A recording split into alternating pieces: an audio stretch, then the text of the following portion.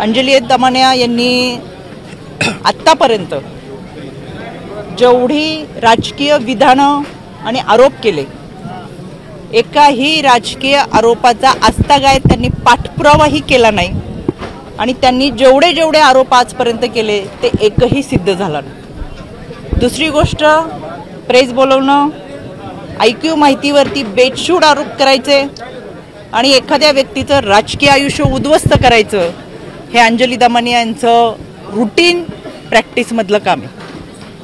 कोणाच्या तरी सांगण्यावरून कोणावर तरी आरोप करणं, त्याच्यामुळे मला दाट शंका आहे ती हे कॉन्ट्रॅक्टचं काम चालू आहे। यामध्ये अंजली दमानियांकडे जे काही पुरावे आहेत ते पुरावे त्यांनी घ्यावेत।